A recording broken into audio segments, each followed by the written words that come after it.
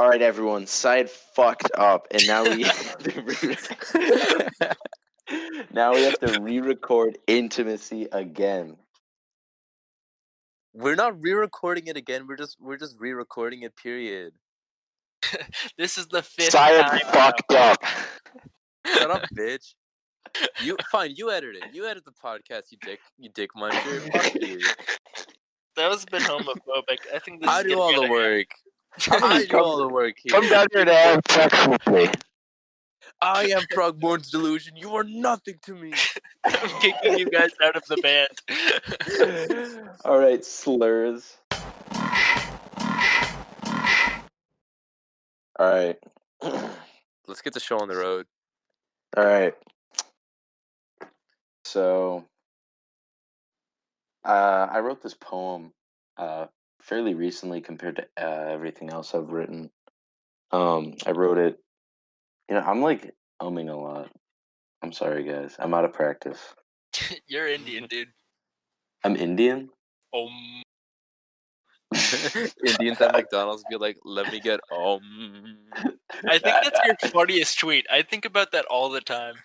That's all right. I wrote this poem fairly recently. It's called The Cluster, and there's not really too much background to it, so I'm going to go right into it. The Cluster. 6.5 million years have passed since a unified body evolved, the globule that holds the world's vitality. The cluster. Bulbous and milk white, pulsating and smiling, it expels a holographic joy. This is hell, they think, regretting the money they paid, regretting the documents signed. Undying and miserable, the holographic smile persists. So that's it. It's a pretty short one. I like it. Yeah. We've heard this before. This is a re-recording, and I don't actually remember what your explanation of it was, but I remember my read on it because I'm a very self-obsessed person.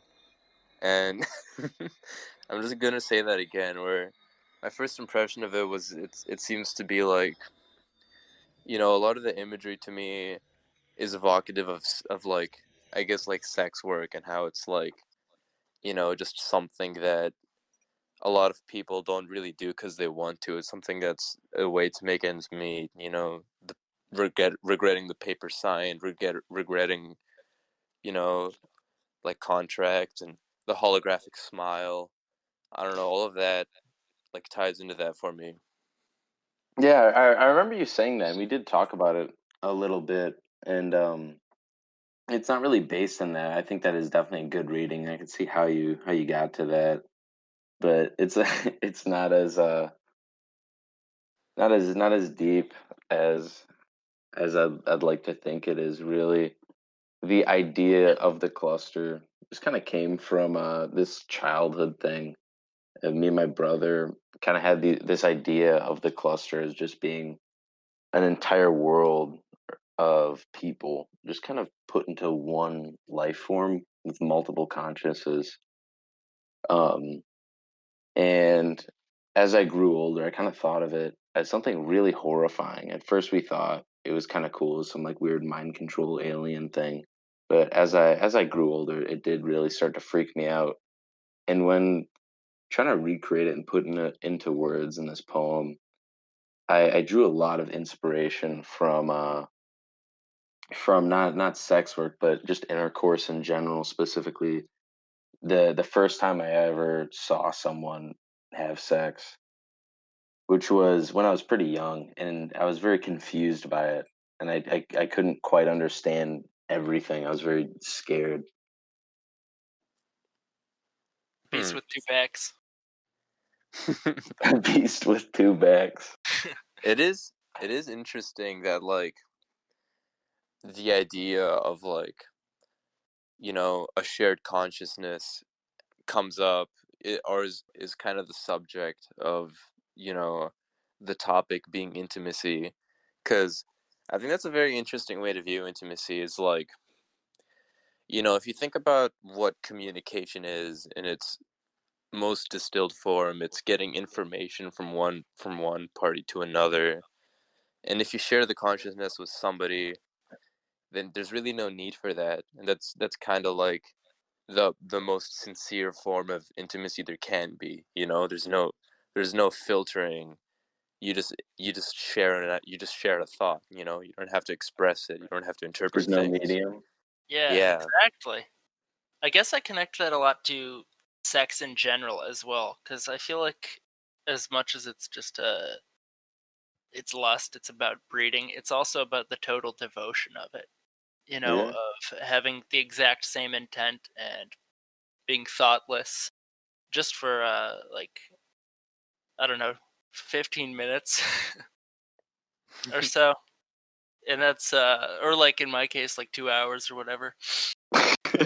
Okay, Matthew. 2 seconds. Matt, we all know you're a two-pump chump. Yo, Get me up to 9. intimacy theme, more like make fun of Matt theme.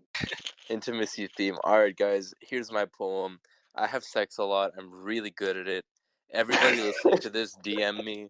My Instagram account is called Youth Energy. There's no O in youth. I'm really hot. Please have sex with me.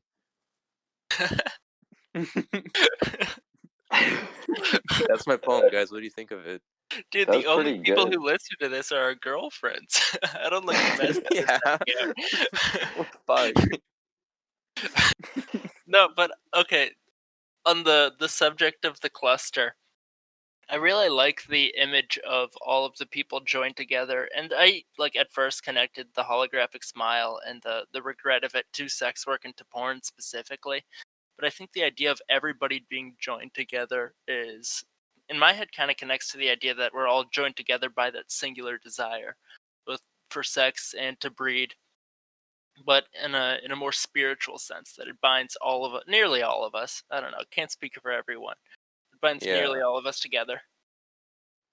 Yeah, nearly all. Don't forget about our valued asexual listeners. Shout out to all the Forget- asexual listeners. I love you. I love you and I want to have sex with you. The A in Throckmorton's Delusion stands for asexual. It's a That's capital A. true. We have represented them in the title of this podcast. Throckmorton's Delusion is also being illiterate. So the cluster, yeah. Next. All right. Let me find mine. All right. I didn't title this one in very, very typical fashion of myself, so I'm just gonna read it. Its searing white lights lacerate me like icicles stabbing into this vessel, love. Those very lights incinerate me, piercing past my flesh and into my bones, love. In the face of its nuclear winds, my bones splinter to dust. Oh, love. And it is so much more voracious than any void which I knew of before. My God, love. My center of gravity, all that I hold dear and true, the black hole at the center of it all, the warm embrace of a supernova, that which is so great that I will live for. It's very beautiful. Yeah, it's great. I don't know why you don't like It's- this one. It really warms my heart. I always leave Right? it with a smile. I like It's- it, but it's like, I don't know. I'm a little embarrassed by it because I'm not usually this, I guess, sincere with my writing. It's very impersonal, most of it. Mm-hmm. So this is I like don't know. uncomfortable for me. I don't think there's anything wrong with that uncomfortability. I remember the first time you read this to us. It was definitely really shocking because we both hear almost all of your writing, and it's completely unique. And I think that really speaks miles about love and how it's affected you, how true love's affected you, or whatever. Yeah. It's a very intense emotion. I think a lot of the words you use, how grand and all-consuming this love is in the poem, and how as you go on, you're kind of drunk off of it. You're kind of embracing it and getting really, really emotional. And I don't know. I really like that. I love it. That's kind Yeah. of like I'm glad you feel that way about it because that's really what I wanted to convey is like you know, love is obviously something that's written about a lot, and something that a lot of artists, you know, try to capture in their work, because obviously it's a very intense thing, and it's something that a lot of people, you know, it's literally just pure distilled passion is what love is in a way. So obviously Yeah. people are going to try and capture that in their art. But I don't know, I never really connected with a lot of that. And like now that I've like find myself in a space in my life where I'm experiencing love, it's like I feel like, you know, now I understand why I didn't really connect with a lot of that, a lot of attempts to portray love, because to me it's a very intense thing, you know, it's very like, and that's why I use a lot of that, you know, intense imagery. It's almost violent in a way. It's like Yeah, it's just so, it's so like earth shattering in its magnitude, and that's something I wanted to get at. that's what I love about it because I think you retain your voice very well. What's typically a very harsh and like violent vision of the world. No offense intended, but it's like No, that it's makes sense. That's definitely like, especially with a lot of, I feel like I showed most of my writing is like the older stuff, or at least that's like the first impression my writing made to you, and mhm, that was definitely like a lot of that. yeah. But what I like about it is that it, compared to what you're saying about other poems and love stories and how it's been attempted to be portrayed, this one it feels you're really feeling the brute force of it in a way that can't be portrayed with typical symbols of happiness and passion of a rose or sunshine or like anything dainty. It's how earth shaking, how nuclear the magnitude of it is on your life is really Yeah, fully portrayed in an aggressive way that honestly lends itself to honesty. I'm also like thinking about it now. I think the fact that it's really different from what I've written before, like kind of like what George was saying in the first place, is like really a testament to how, like how it's, you know, how it's affected me, you know. Hmm.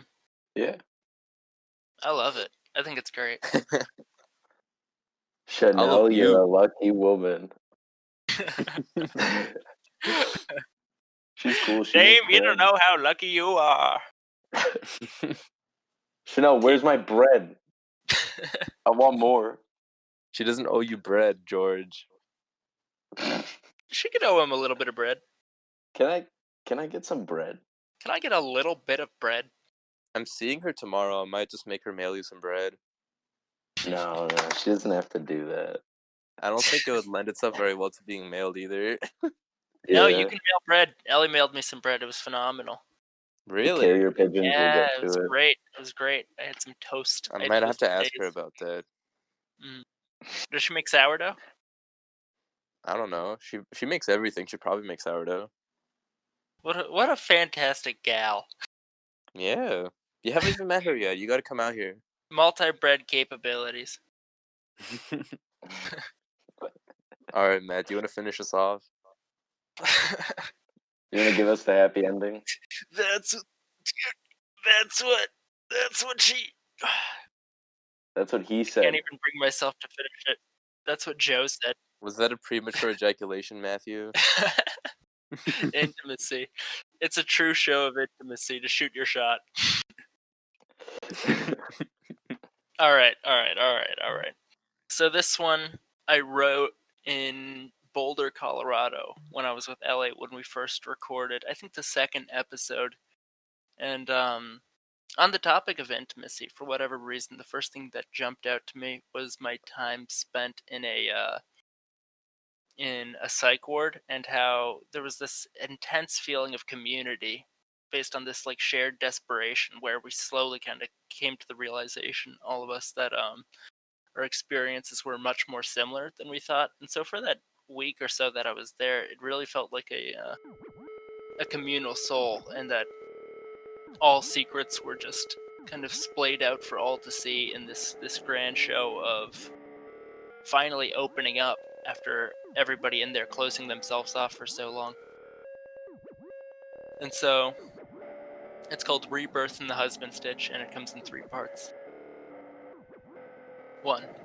In sanitation, I found myself dissected in the milk of an opaque window and used the first period in my thought. The door doesn't lock. In sanitation, I am one of thousands to float past an impenetrable window and dissect myself.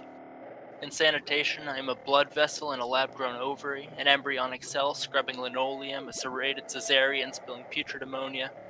In sanitation, the ecstasy of a secret plainly spoken becomes commodity, and I have become all of you. In sanitation, crisscross goddesses that drank bleach on a Tuesday, crisscross goddesses fast in the insatiable maw of methamphetamine, crisscross goddesses discover they want to live for their children. 2. The second followed me with wrists wrapped like a boxer. Said he sat for months in filthy darkness, split his wrists and apologized. The third spoke 10,000 hours of phone calls, honest falsehoods, trading stocks to hold music, said he'd buy me a Camaro. The fourth paced the hall and laughed. I did not know him, could not. Only once he stopped for the quiet woman on the floor, smiled at me. The fifth, another ward, I taught him poetry, and he, more valuably, taught dodging sleep on hallucination pills. Pierced the clouded pane. I saw a carnival while he fished. He was the only volunteer. They forced pride down his throat, but he spoke of his death, and I only listened. Orderlies preferred Zumba, and I'd hate to be redundant. The sixth was most upset to lose his Civil War reenactment guns. I offended him by laughing. He wrote manifestos, furious that they were taken seriously. The seventh was 2 months into deficiency and split if the drugs would stop. He asked why we tried, though he'd seen hundreds of us before. In that instant, we all melted together while he could pick us apart. 3.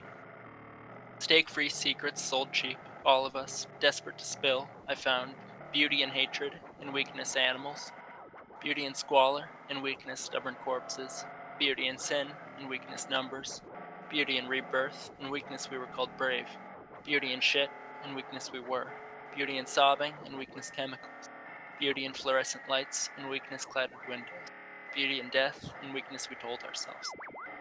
I held my father's hand for the first time in 9 years. My grip was stronger than his.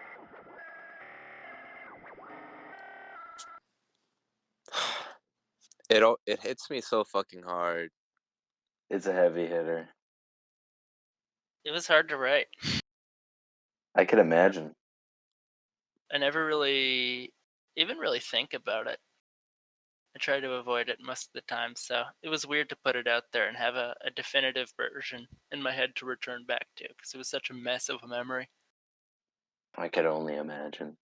It is really interesting how you decided to organize it, based on these people, just describing them one after the other, but then sort of like taking little breaks to reconnect, I guess, and go back to it feels like, each section has like a little nod to the communal aspect that he talked about in the introduction. Mm-hmm. The Like intimacy of it. there's that one line, we melted together. Yeah, that was the end of the second part, I think. Yeah. The first part was really dedicated to my experience, and I think first getting there, or first arriving and starting to understand my surroundings, and just as a whole integrate myself into the situation. And then second was the second, third, fourth days where I began to finally socialize and learn all of these people and their stories a little bit, and how from there we started to grow as this, I guess, like Katamari Damacy, massive souls. And the third, I think, was just to me about summing up all of these things that connected us together, and our mutual fears and views of ourselves. I didn't really bring it up. I didn't make the connection the first time you read me that, but I'm thinking about it now, and like, I don't know. It's something I've definitely like heard of before, because one of my friends from college, she was suicidal for a while, and she dropped out so she could seek help, and she ended up in a ward as well.